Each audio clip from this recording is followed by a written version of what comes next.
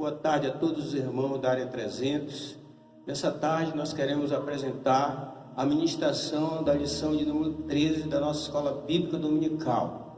Eu espero que você possa nos acompanhar nessa live, porque eu creio, amados, que do trimestre, todas as lições que foi apresentada, essa lição 13 é uma das lições mais importantes. Eu creio que é a lição central de todo o trimestre. Então, espero que você nos acompanhe, que você pegue a sua revista, pegue a sua Bíblia, para que você possa acompanhar.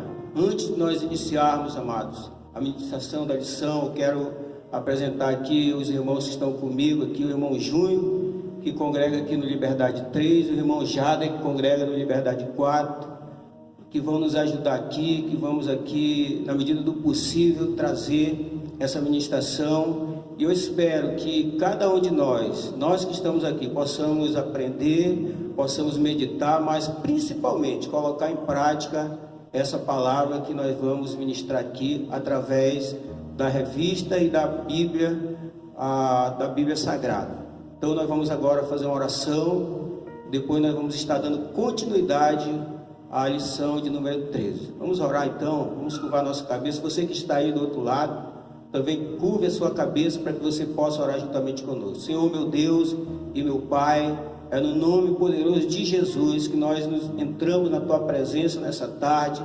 E nós vamos, Senhor, nesta tarde ministrar a terceira lição da Escola Bíblica Dominical. Eu quero te pedir que o Teu Espírito Santo, Senhor, venha nos orientar, venha, Senhor, nos dirigir para que a gente possa, Senhor, trazer uma lição maravilhosa, uma lição que todos nós possamos ser edificados. Ser conosco, dirige essa escola, dirige essa ministração, que tudo seja para a honra e a glória do Teu nome. A lição de número 13, irmãos, tem como título a ressurreição de Jesus. E eu digo, amados, que essa lição é uma lição que você tem que ficar atento para você poder aprender todos os pormenores, irmãos, que vai ser colocado aqui. Nós vamos ler primeiramente o texto áureo da nossa lição, e depois nós vamos estar fazendo a leitura bíblica que você vai acompanhar na sua Bíblia, que está já em Mateus, capítulo 28, do versículo 1 ao 20. Mas o texto áureo diz assim: Ele não está aqui, já ressuscitou, como havia dito. Vinde ver o lugar onde ele jazia. Mateus 28, 6. Então agora o irmão Jada, ele vai ler a leitura que se encontra no livro de Mateus, capítulo 28, versículo 1 ao 20. Então, meus irmãos, acompanhem na vossa Bíblia a leitura. Mateus capítulo 28, do 1 em diante, diz assim: No fim do sábado, quando já despontava o primeiro dia da semana, Maria Madalena e outra Maria foram ver o sepulcro. E eis que houvera um grande terremoto, porque o anjo do Senhor, descendo do céu, chegou e, removendo a pedra, assentou-se sobre ela. E o aspecto era como um relâmpago, e o seu vestido branco como a neve. E os guardas, com medo dele, ficaram muito assombrados e como mortos. Mas o anjo, respondendo, disse: Não tenha medo, pois eu sei que buscais Jesus, que foi crucificado. E ele não está aqui, porque já ressuscitou. Como havia dito, vinde e veja o lugar onde o Senhor jazia.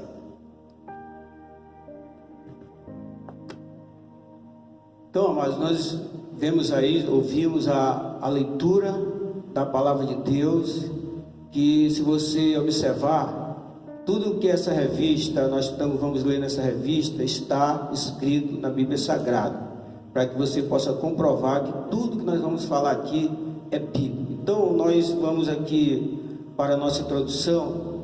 Eu digo para você que, sem sombra de dúvida, amado, a ressurreição de Cristo foi o maior acontecimento da história. Ficou marcado na história para sempre. E também foi o maior milagre já existente na face da terra. Creia nisso, medite nisso e fique atento para que você possa compartilhar conosco os pontos e os subpontos da nossa lição. Então nós vamos estudar agora o primeiro tópico da nossa lição, que tem como título o título Aspectos do Milagre. Aspecto do milagre. O primeiro ponto diz assim: o fato. Quando se fala de fato, amados, fato é algo que acontece.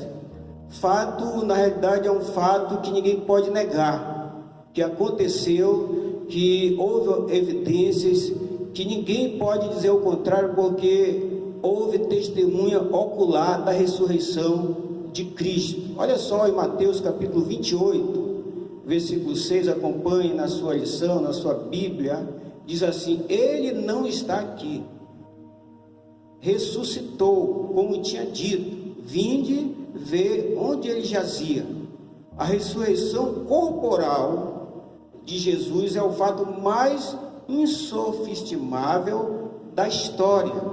Pudesse ser negada, nada mais valeria a pena.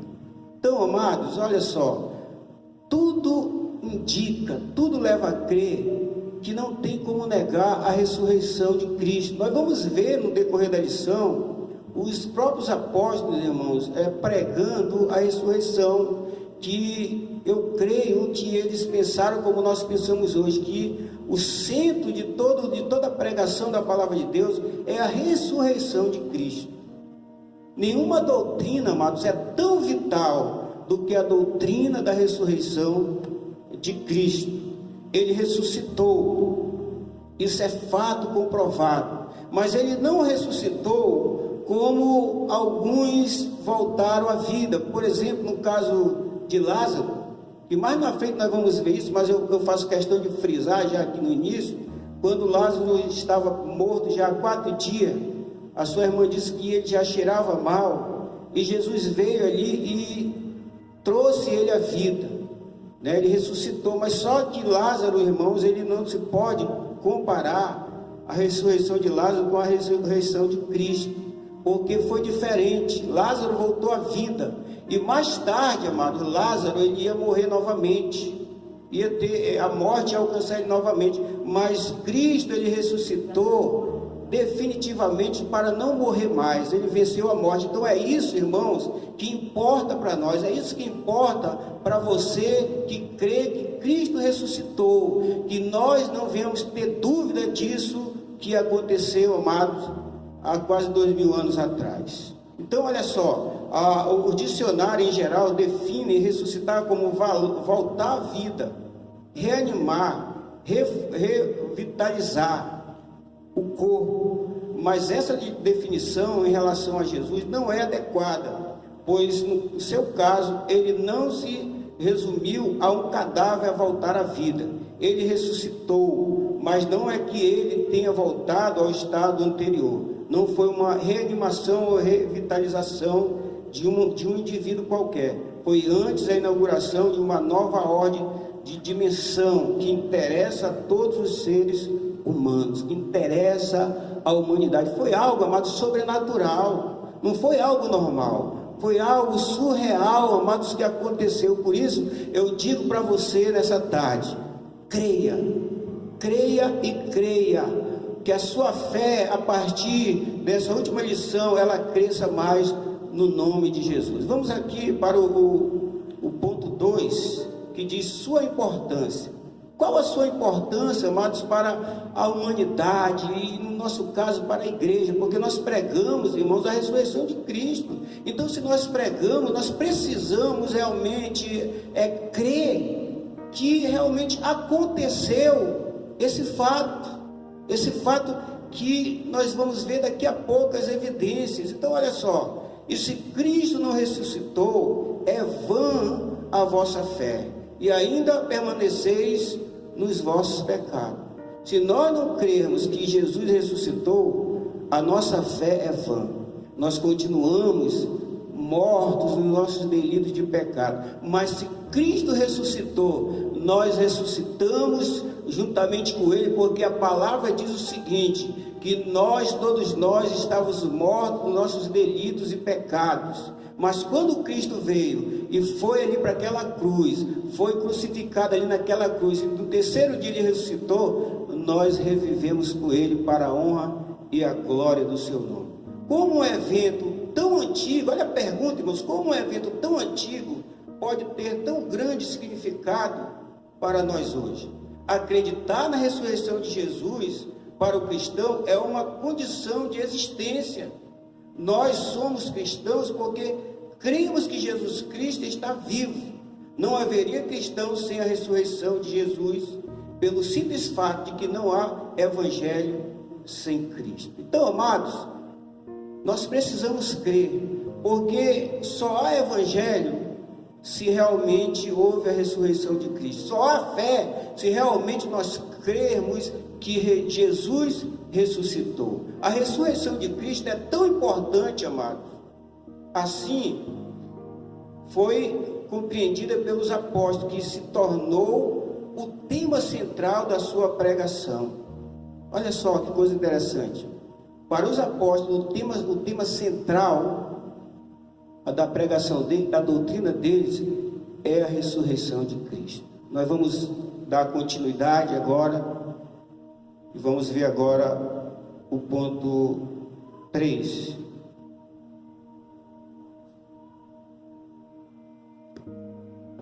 Então vamos continuar, meus queridos irmãos.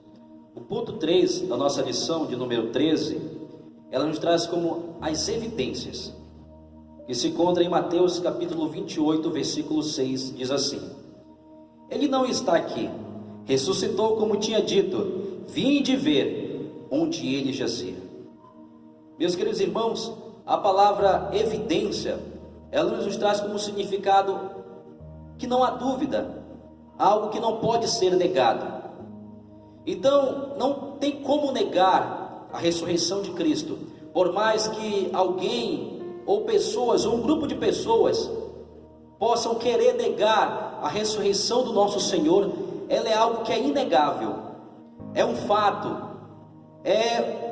e por isso nós podemos afirmar, através de evidências da própria Bíblia Sagrada, que o Senhor realmente, Ele ressuscitou, e hoje vivo Ele está.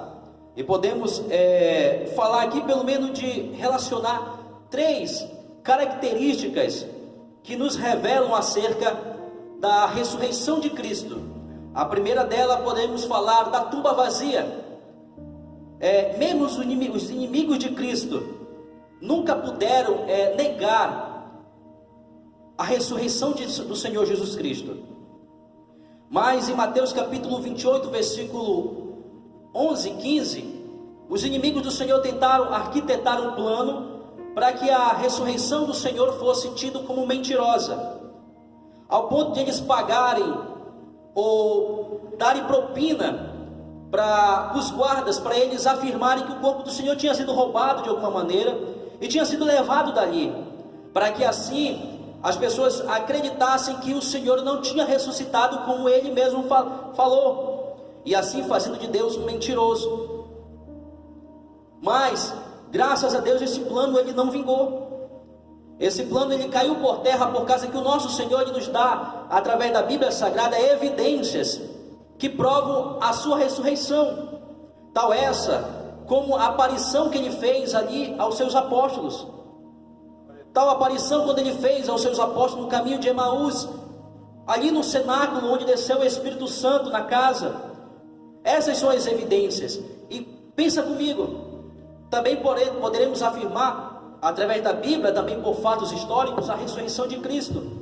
Você muito sabe que naquela época, o testemunho de uma mulher ela não era válido. E a primeira pessoa a ver o Senhor Jesus Cristo ressuscitado é uma mulher. É uma mulher que vê o Senhor ressuscitado. Então, a Bíblia, ela nos traz algo verdadeiro, não uma propaganda. Algo que nós queremos vender uma verdade, sendo que não é verdade. Porque como então eles colocariam uma evidência, um testemunho de uma mulher que não valeria como algo que agora passou a valer? Eles só fizeram isso porque foi real a ressurreição do Senhor. Foi real. E também podemos falar do testemunho dos próprios apóstolos do Senhor Jesus Cristo, que ficaram firmes na fé, no testemunho da ressurreição de Cristo, que morreram por esse testemunho. Então não podemos afirmar que ele é um testemunho falso, assim como foi os testemunhos dos carcereiros que foram pagos para falar algo mentiroso e tiveram como recompensa o dinheiro. Já os apóstolos de Cristo não. Que recompensas eles tiveram a não ser o mártir, a não ser a morte, ser degolado, ser morto pela pregação do Evangelho? Então daí você tira. Quem em sua sã consciência arriscaria sua vida por uma mentira? Creio que ninguém. Então, como eles foram testemunhas oculares do Senhor ressuscitado, então eles permaneceram firmes nessa crença da ressurreição do Senhor e pagaram o preço com sua vida. Não negaram, preferiram morrer, porque acreditaram, viram com seus olhos o Senhor ressuscitado e pregaram até o final de sua vida. Então nós devemos acreditar também dessa maneira, que o nosso Senhor vivo está, ressuscitado está para todo sempre. E também uma outra evidência muito clara na Bíblia Sagrada da ressurreição do nosso Senhor é a própria transformação de vidas, tanto dos apóstolos, e podemos trazer para a nossa vida também a nossa transformação de vida. Pensa comigo, se Jesus não tivesse ressuscitado, que transformação aquelas pessoas teriam? Que mudança de vida as pessoas teriam? Eles mudaram a sua atitude quando viram o nosso Senhor ressuscitado, quando Tomé pôde pegar nas feridas do Senhor, porque até então ele não acreditava, mas a partir de então ele começou a pregar incessantemente e foi morto pela pregação do Evangelho, porque ele viu com seus olhos, contemplou o Senhor ressuscitado. Então essa é uma evidência, a transformação de vidas, tanto dos apóstolos quanto a nossa. Quantos das nossas igrejas veem que outrora eram pessoas más, pessoas que viviam no pecado e hoje são libertas para a glória do Senhor? Isso é uma evidência do poder do Senhor Jesus Cristo, é uma evidência da ressurreição, porque só pode transformar a vida de alguém quem está vivo. Morto não pode fazer isso, morto não transforma ninguém, mas vivo transforma. Vivo transforma, e como o nosso Senhor vivo está, é por isso que Ele continua transformando vidas, e é por isso que mesmo aqueles soldados, mesmo todo aquele que tramaram para dizer que Jesus não tinha ressuscitado, caiu por terra, primeiro pela evidência de oculares das pessoas verem o Senhor ressuscitado, e também pela transformação de vidas que aquelas pessoas tiveram. Então o nosso Senhor sim ressuscitou, pastor, irmão Júnior, e Ele vive e está para todo sempre conosco. Passo aqui. Mas ainda para a gente ressaltar, ainda dentro dessa vida transformada, a gente pode ver, irmão Jader, irmão Júnior, que, por exemplo, o exemplo de Pedro. Pedro foi alguém covarde, foi alguém que se acovardou, foi alguém que disse que morreria por Jesus, mas na hora que chegou o momento de Jesus tomar o cálice, de morrer na cruz do Calvário, ele abandonou Jesus, então ele se acovardou. Mas quando a gente olha lá para Atos dos Apóstolos, capítulo 2, capítulo 3, a gente vai ver Pedro diferente, porque Jesus, quando entra na vida do ser humano, ele transforma. Então, se ele transformou Pedro, ele transformou Jader, ele transformou o Júnior, ele transformou o pastor Ariosto, ele transforma quem ele quer. Isso é, nós nos colocarmos na presença dele. Nós vamos continuar aqui, irmão, no segundo tópico, que tem como título que revela sobre Jesus. O irmão Júnior vai comentar sobre esse ponto.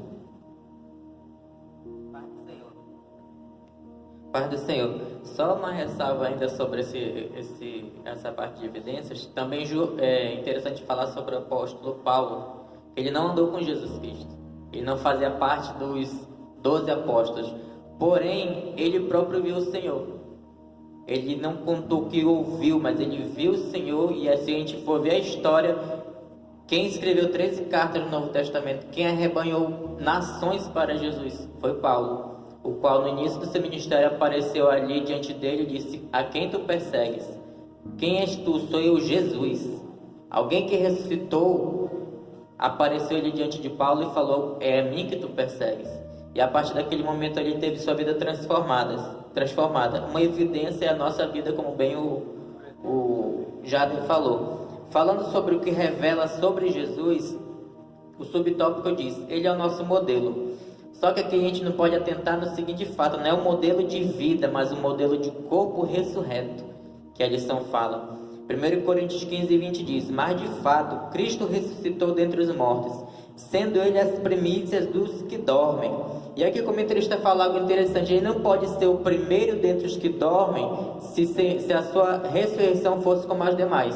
Porque Lázaro ressuscitou primeiro do que Jesus, a filha de Jairo ressuscitou primeiro do que Jesus, então ele não seria dito como o primeiro dos que dormem. Então, qual o sentido, qual é o modelo de ressurreição que aqui está falando a lição? Do corpo que ele recebeu, um corpo glorioso. É o corpo modelo dos cristãos fiéis, e quando ressuscitarmos com ele, seremos semelhantes a ele. Jesus, quando os discípulos estavam ali com medo dentro do cenáculo, o que aconteceu? Ele entrou, e a Bíblia deixou bem claro que, acredito eu, que foi de propósito. A Bíblia diz que as portas fechadas, Jesus entrou naquele lugar.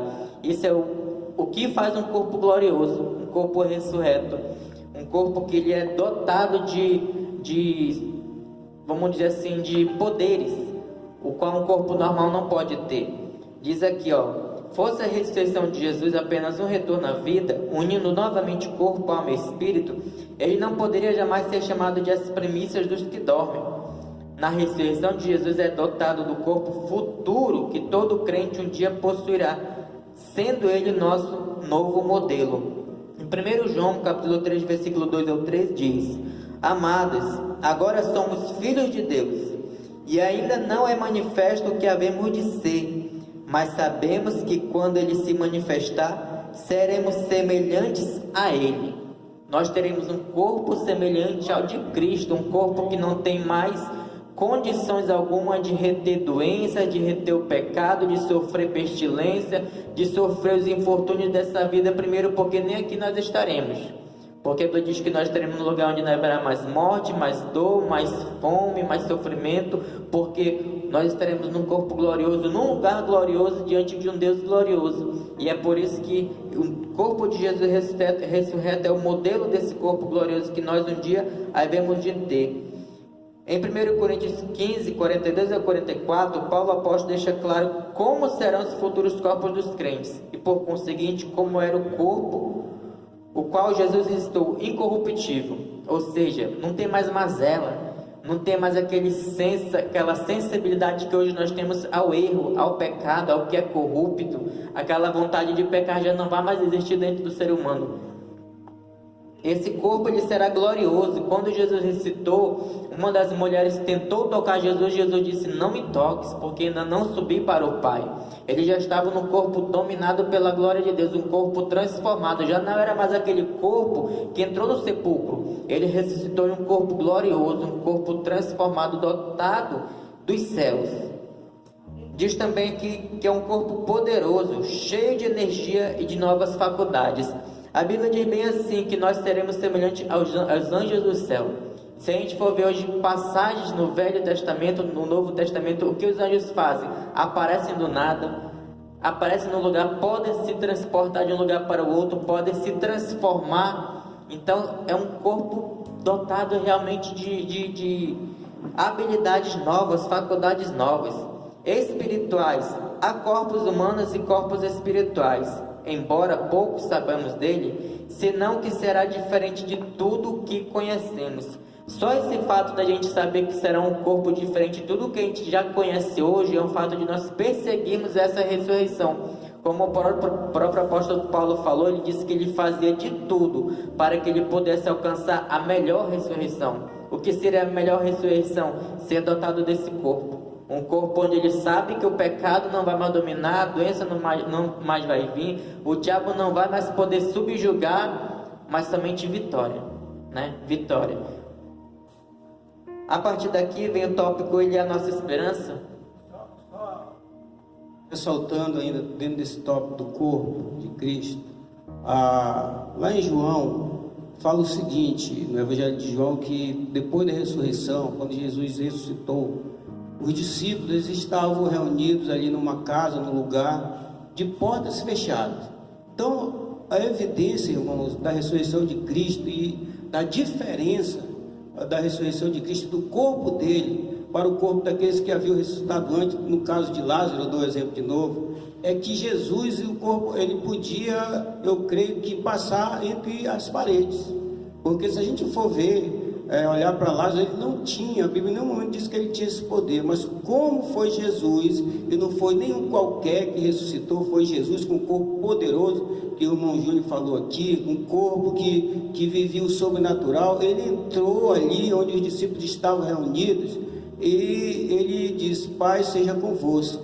E Tomé, que tinha negado, que não tinha acreditado que Jesus tinha ressuscitado, ele caiu por terra ali, se ajoelhou e tocou. Jesus disse: olha, toca nas minhas feridas, toca nas minhas chagas, seja crente, não incrédulo. Então, amados, essa é uma grande evidência que o corpo de Jesus, a ressurreição de Jesus, foi diferente de outra ressurreição que acontecerá antes da dele, tá bom? Que você possa meditar nisso, que você possa viver isso, que você possa crer e colocar em prática. O segundo ponto daqui do segundo tópico, ele é a nossa esperança. Eu digo para você, você tem esperança, amado? Como é que está a tua esperança, amado? Como é que está a nação 300, irmãos da nação 300, quanto à esperança em Jesus? A minha, do Junho, do Jade, eu creio, irmãos, que nós estamos fortes, a nossa esperança continua, nós não vamos desistir, porque nós sabemos no Deus que nós temos crido, nós sabemos que Jesus ressuscitou e que Ele tem nos dado esperança que um dia Ele vai retornar para buscar um povo santo, um povo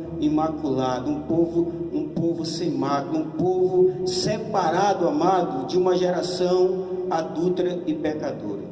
Então, olha só o segundo tópico, do segundo ponto do segundo tópico. Ele é a nossa esperança, mas de fato, Cristo ressuscitou dentre os mortos, sendo Ele as primícias dos que dormem. Eu fico, sabe, irmão, a minha esperança, ela cresce muito mais quando eu penso que Jesus, Ele foi o primeiro, Júnior, as primícias daqueles que dormem. A Bíblia diz que um dia nós vamos dormir também, que um dia a trombeta vai tocar e aqueles que morreram em Cristo ressuscitarão, e nós, irmão Jada, que estivermos vivos, seremos arrebatados a nos encontrar com o Senhor nos ares. Isso nos enche, isso me enche de esperança. Eu sinto, meus amados, agora uma glória tremenda, e eu sei que os irmãos estão sentindo, e você que vai assistir ou que está assistindo, você também vai sentir, porque a mesma unção que está aqui em nós, está em você também, e eu creio nisso. Então, meus amados, a palavra final, a ressurreição de Jesus, é o modelo de um novo tempo, é o anúncio de um mundo novo. Paulo escreve aos Coríntios e diz que assim como a morte veio por um homem, também a ressurreição dos mortos veio por um homem. 1 Coríntios 15, 21. Nosso destino não é o túmulo, nem o aniquilamento. Depois da ressurreição de Jesus, a morte deixou de ser endereço final e o ponto último. Antes que eu e você conhecêramos a Jesus, amados, nós não tínhamos essa esperança. Para nós que não conhecíamos, que éramos ignorantes da palavra do Senhor, a morte, quando a morte chegava, nos alcançava, para nós acabou, não tinha mais jeito, era o final de tudo, nós íamos permanecer no túmulo. Mas depois que Jesus ressuscitou, e nós conhecemos a Jesus hoje, nós sabemos que quando nós morremos, aí é que vai começar a nossa vida, uma outra vida sem doença, uma outra vida sem as aflições, uma vida de gozo, uma vida de alegria. Então a palavra final é vida. O túmulo e crematório e mausoléu, nada é definitivo. Nossa esperança é o Cristo vivo. Aqui ficamos cansados, adoecemos, a dengue nos pega, o chikungunya nos atinge, essa tal de coronavírus, em nome de Jesus, não vai nos atingir, porque nós estamos firmados em Jesus. O Salmo 91, versículo 7 diz: 1000 cairão ao nosso lado e 10.000 à nossa direita, mas nós não seremos atingidos, porque nossa esperança está em Cristo Jesus. Vai.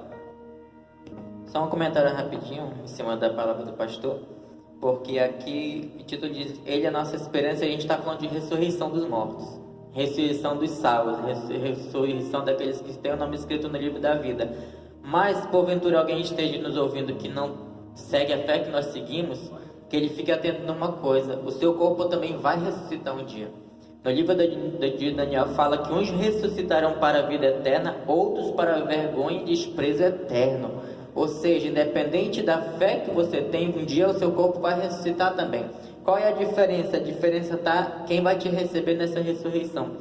Aqui na Bíblia, João capítulo 5, versículo 24 diz: em verdade vos digo que quem ouve a minha palavra e crê naquele que me enviou, tem a vida eterna. Não é algo que nós teremos, nós já temos a vida eterna, e não entra em juízo, mas já passou da morte para a vida. Para esse, a ressurreição é certa, encontrar Jesus nos ares.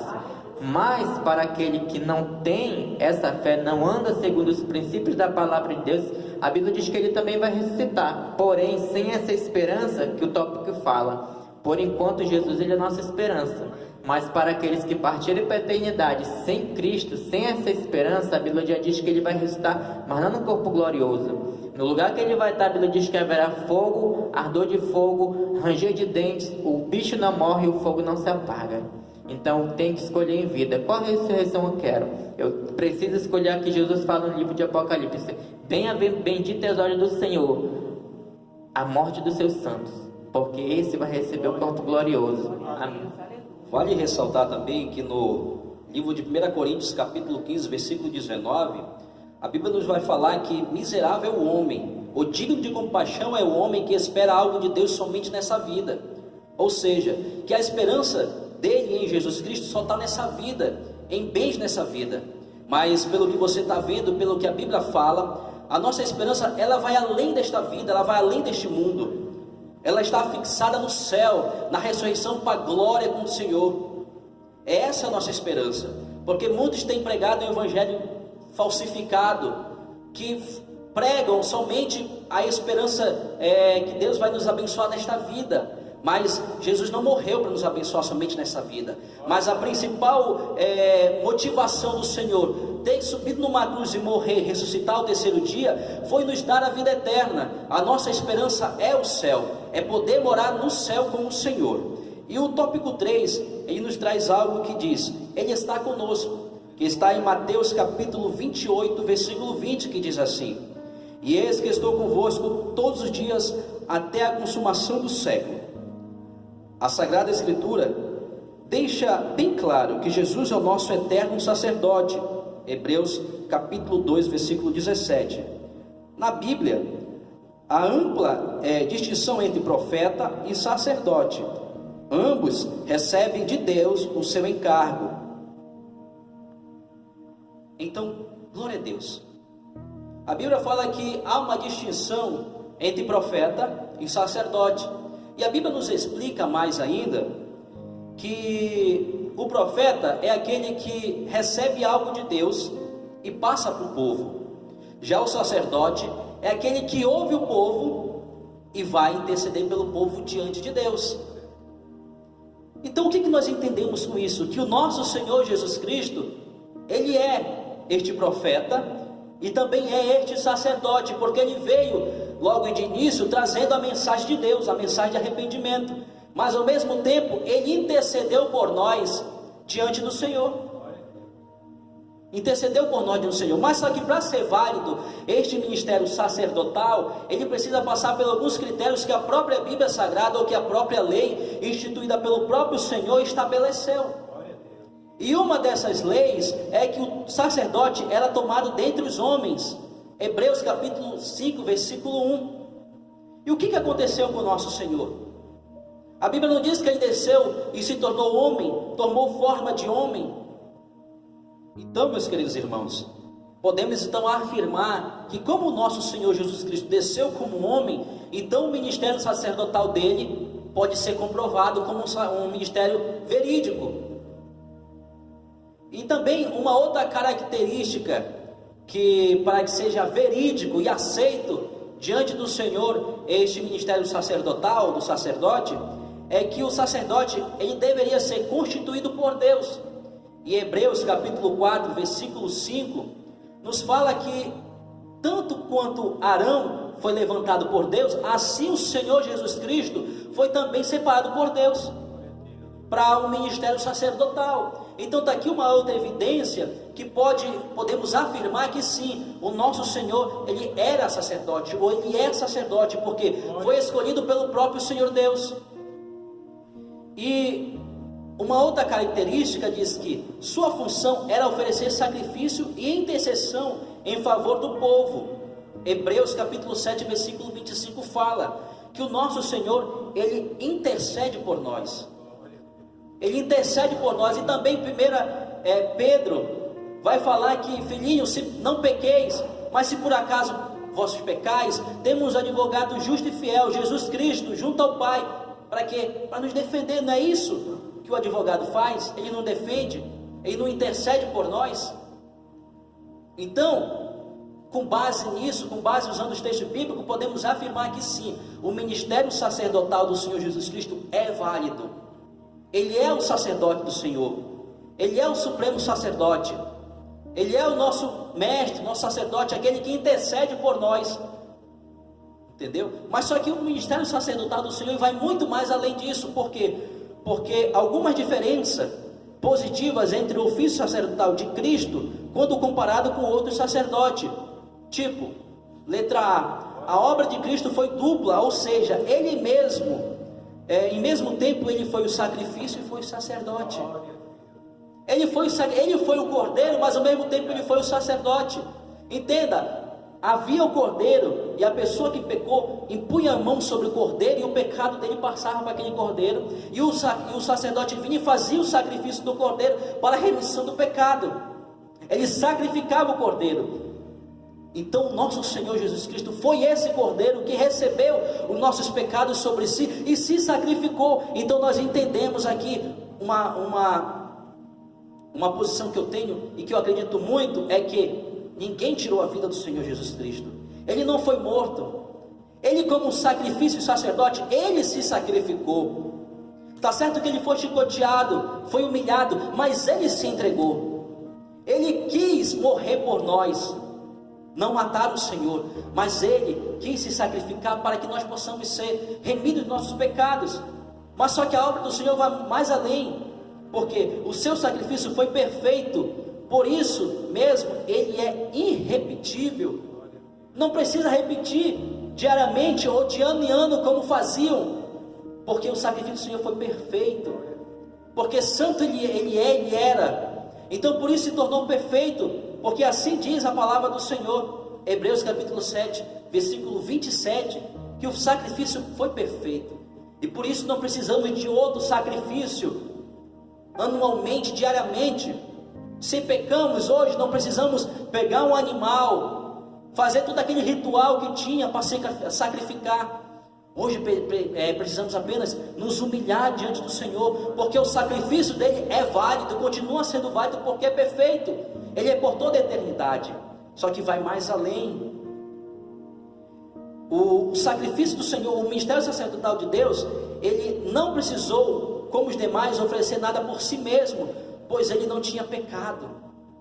Os outros sacerdotes, eles precisavam sacrificar uma ovelha, um cordeiro, para a remissão dos seus pecados. Arão, como primeiro sacerdote, ele pecou. Ele pecou, tanto ele quanto os filhos dele pecaram. Então precisaram fazer algum dia, algum sacrifício, para que o Senhor perdoasse. Mas o nosso Senhor não, pastor.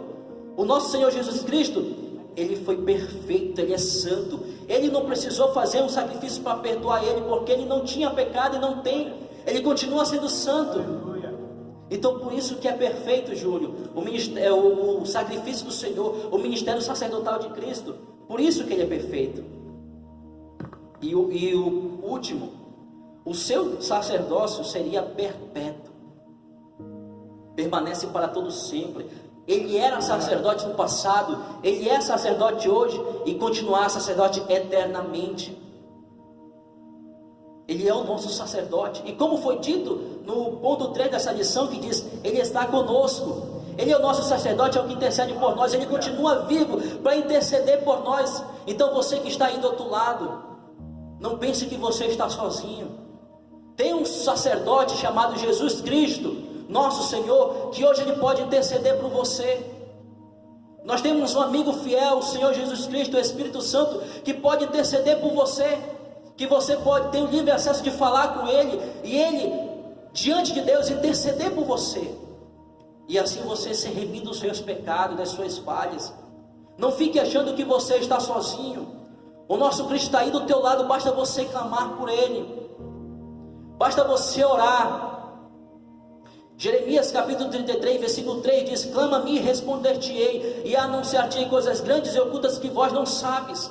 Então clame, porque o sacerdote dos sacerdotes está vivo, ele ressuscitou, e o ministério sacerdotal dele é aceitável diante de Deus, pois ele passou em todos os requisitos a qual a lei determinava. Amém? Maravilhosa, meus amados. Dá vontade de ficar aqui a tarde toda falando da ressurreição de Jesus, porque cada vez que a gente fala, nos enche de esperança, nos enche de fé, nos enche de alegria. Nós já vamos passar quase para o final da nossa lição. Vamos entrar agora no tópico 3 da nossa lição, que tem como título ensinamentos. Espero que você esteja acompanhando essa ministração.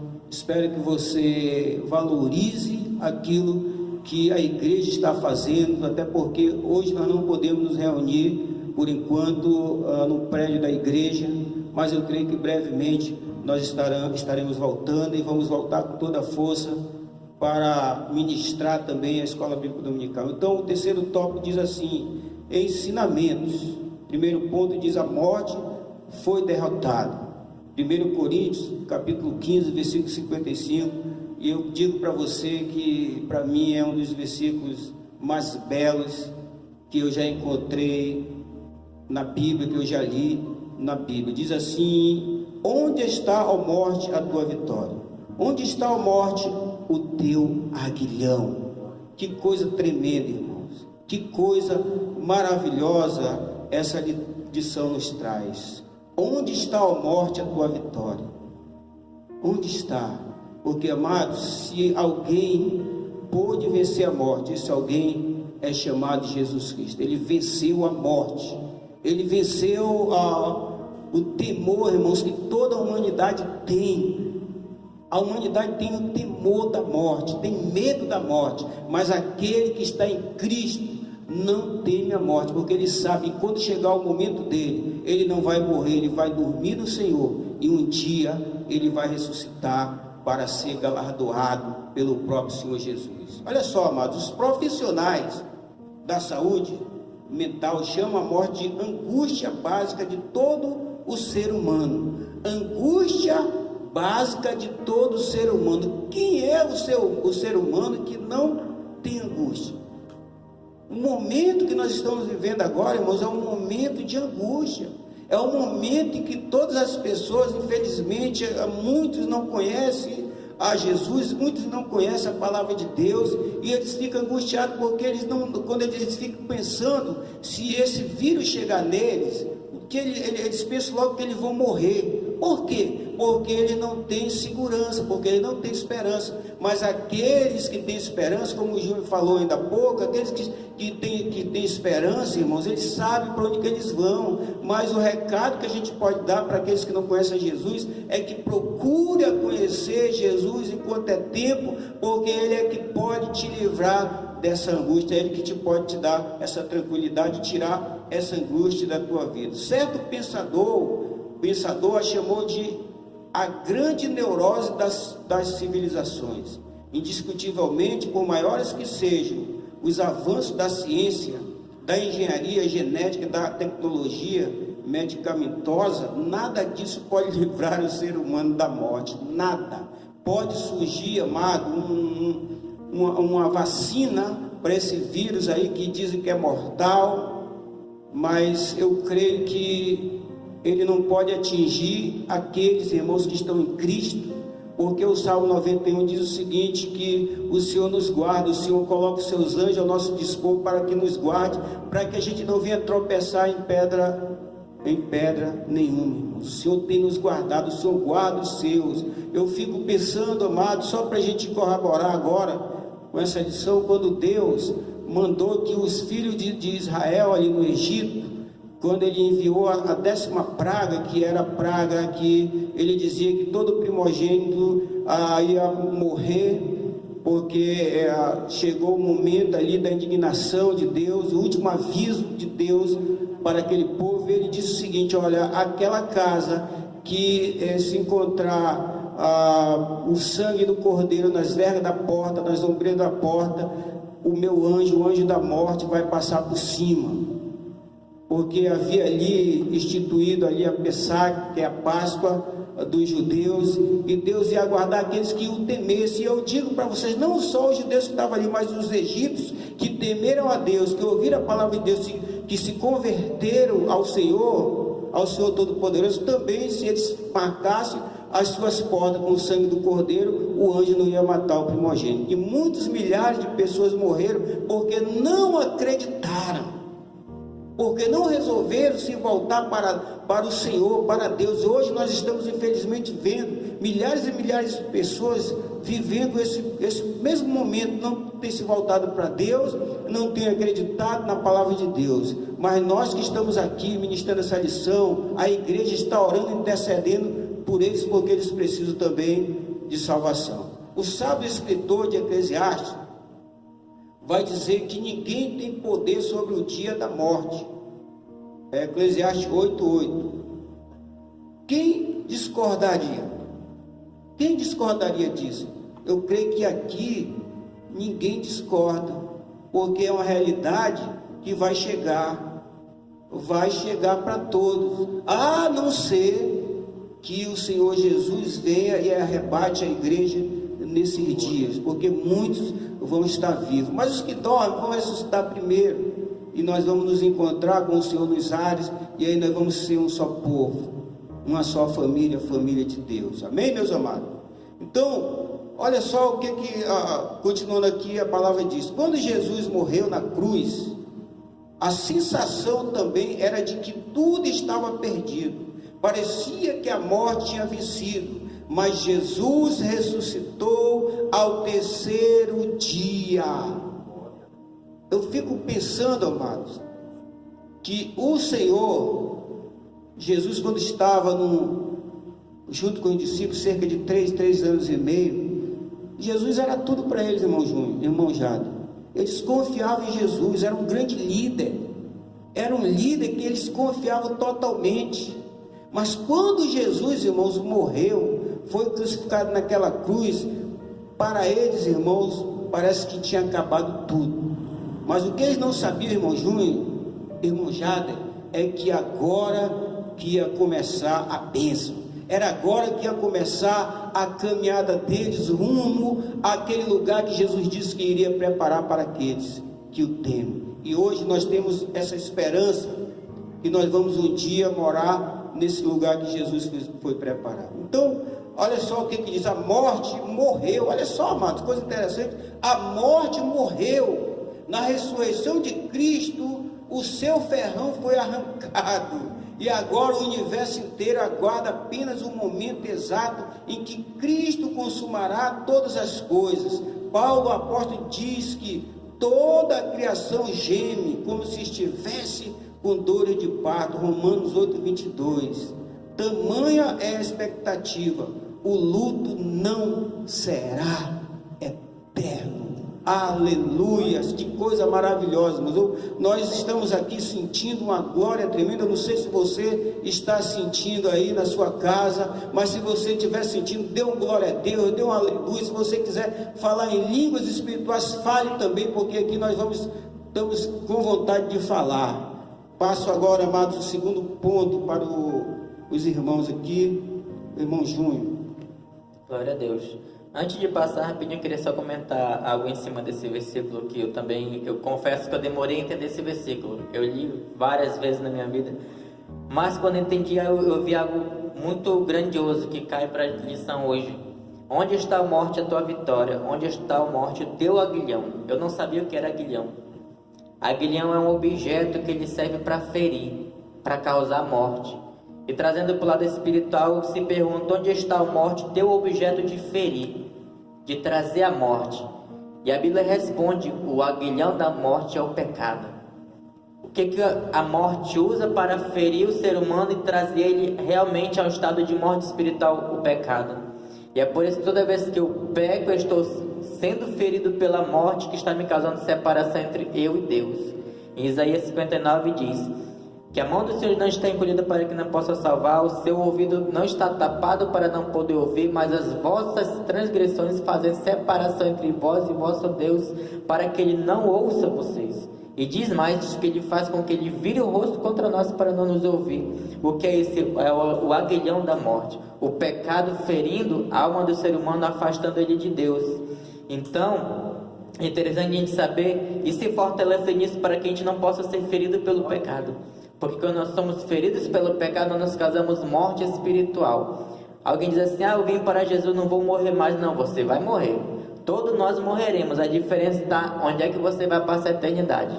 A Bíblia de Jesus falou claramente, aquele que crê em mim, crê nas minhas palavras, ele, quando morre, ele passa da morte para a vida. É uma passagem, é uma porta de entrada para o céu, que nós possamos ter isso no nosso coração. E continuando a lição, o subtópico segundo fala, a visão do céu mudou. E disse, eis que vejo os céus abertos e o Filho do Homem em pé à destra de Deus. Isto é espetacular. Aí aqui ele vai narrar uma passagem muito linda. Estevão, um dos primeiros mártires, na verdade foi o primeiro mártir da época de Jesus, que morreu apedrejado antes de Paulo ser transformado por Jesus Cristo. A Bíblia diz que quando ele foi levado ali, naquele lugar, para ser apedrejado pelos fariseus, pelos doutores da lei, por inveja do cristianismo em evidência, que estava abafando o ministério deles, que era um ministério falso, o que aconteceu? Eles começaram a apedrejar Estevão, colocaram suas vestes ali aos pés de Paulo, na época era Saulo, e quando ali ele estava sendo apedrejado, Estevão olha para os céus, ele primeiro diz, Pai, perdoa o que eles estão fazendo. Mas o interessante é que quando ele diz que a visão do céu mudou, porque ele viu algo diferente. No Antigo Testamento, Isaías vê a visão do reino dos céus, e a Bíblia diz que ele viu a Deus. Ele viu o Senhor, viu os querubins, viu os serafins, viu a orla das suas vestes, a fumaça, viu a glória de Deus, mas ele não viu o que Estevão viu. E Estevão só viu o que ele viu, que eu vou dizer agora, porque Cristo ressuscitou. O versículo diz, e disse, eis que vejo os céus abertos, e o Filho do Homem em pé à destra de Deus. Quem é esse Filho do Homem? Jesus Cristo ressuscitado. A visão do céu mudou. Agora, como diz aqui o comentarista, num certo sentido, a visão do céu agora não é mais descolada da terra. Ou seja, agora há um ser humano lá também. Para que Jesus pudesse estar hoje à direita de Deus, intercedendo por nós, a Bíblia diz que ele veio com uma missão. Ele se fez homem, se humilhou, chegou a ser servo e passou tudo que nós passamos como seres humanos. Passou os sofrimentos, as tentações, as provações. A Bíblia diz que ele suportou tudo sem pecado. Então precisava ter um diante de Deus hoje que passou por tudo que nós passamos sem pecar e seu sacrifício perfeito, para que ele pudesse estar no lugar que ele está hoje, aprovado. E é por isso que a Bíblia diz, olhai para Jesus, autor e consumador da nossa fé. Então ele viu Jesus. E aqui, finalizando esse tópico, Jesus Cristo está junto à glória de Deus. Estevão vê Jesus ressuscitado corporal e gloriosamente. Vejamos que agora nossa percepção de Deus é a parte de um ser humano que revela Deus na sua plenitude. Quem é esse ser humano? É Jesus de Nazaré. Jesus é um ser humano como eu, como você, porque ele diz que ele é 100% Deus, 100% homem.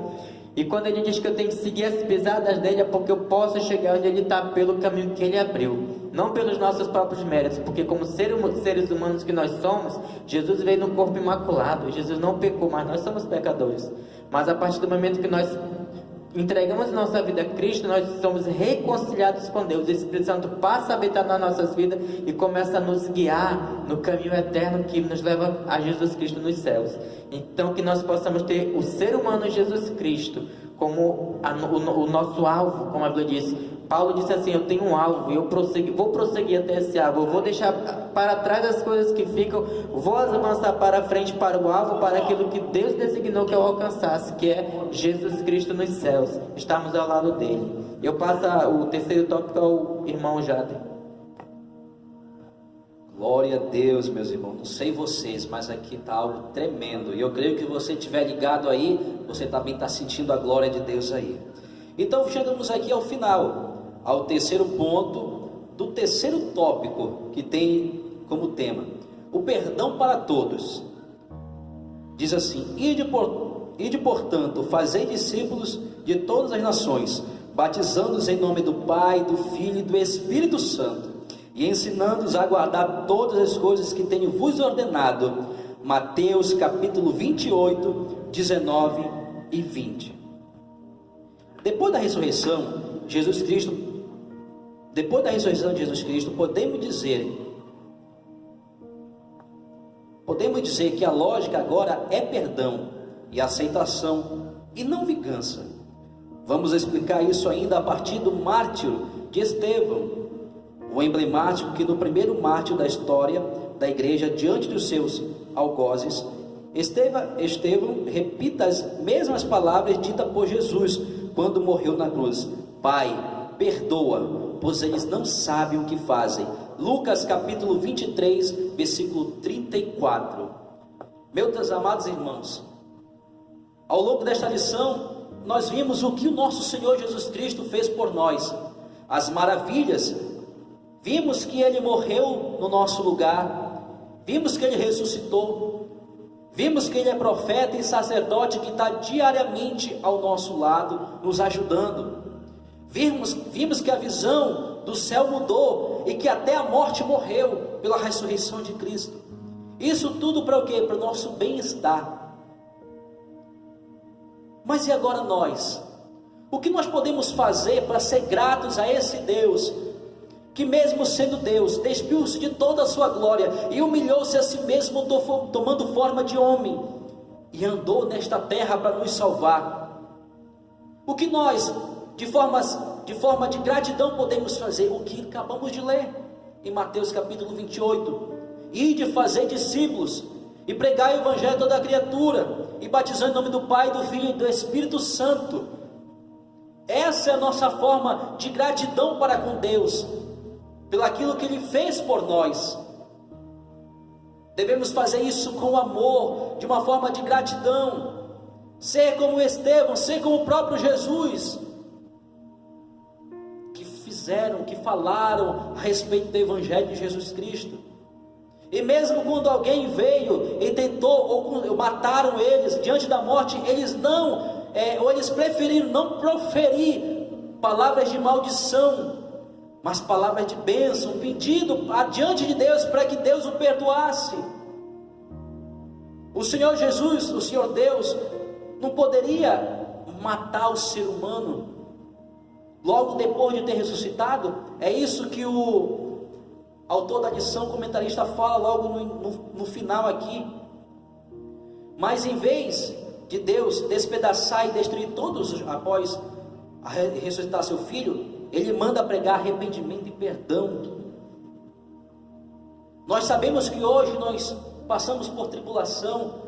Alguém pode nos falar mal de nós, nos caluniarmos, mas a base da pregação de Cristo, a base da mensagem do Senhor, do Evangelho de Deus, é o amor, é o perdão. Mateus capítulo 6, versículo 14 diz: Se vós perdoares os homens as suas ofensas, também vosso Pai Celestial vos perdoará. Porém, se não perdoar o homem a sua ofensa, também o vosso Pai Celestial não vos perdoará. A Bíblia, ela é baseada no amor. Deus nos ensina isso, o Senhor Jesus Cristo nos ensina isso quando Ele é crucificado. Mesmo diante daquelas pessoas que estão tirando sua vida, Ele resolve amar, Ele resolve perdoar. Então, dessa mesma maneira devemos ser nós: perdoar e amar e anunciar o Evangelho do Senhor Jesus Cristo a toda criatura, fazer discípulo, pregar a palavra, ganhar almas para o reino de Deus. Esta é a forma de nós sermos gratos ao Senhor Jesus Cristo pelo aquilo que Ele fez na cruz do Calvário por nós.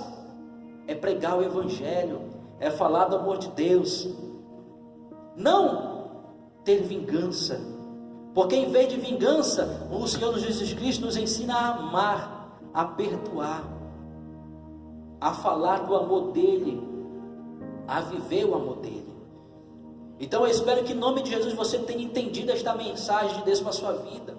Deus fez tudo isso por você. Agora Ele só quer que você obedeça e passe a amar a Ele. Passe a viver o que Mateus capítulo 22, versículo 37 em diante diz. Que os 2 mandamentos, o primeiro é amar o Senhor teu Deus de todo o teu coração. E o segundo, semelhante a esse, é amar o teu próximo como a ti mesmo. Obedeça a palavra. Ame o seu próximo. Não deixe no seu coração entrar vingança, mas que o seu coração seja inundado pelo amor de Cristo. E que você possa ser regenerado pelo poder do Evangelho do Senhor Jesus Cristo. Que Deus te abençoe em nome de Jesus. Aleluia. Meus amados, todo o cerne da lição, o centro da lição é a ressurreição de Cristo. Mas uma coisa interessante que o irmão Júnior, o irmão Jader, e ficou, é o seguinte, que a gente hoje precisa perdoar. E a gente precisa continuar o legado que Jesus deixou e que Estevão deixou. O que Jesus disse? Pai, perdoa-lhes porque eles não sabem o que fazem. Estevão, quando estava morrendo, sendo apedrejado, ele disse: Pai, perdoa-lhes porque eles não sabem o que fazem.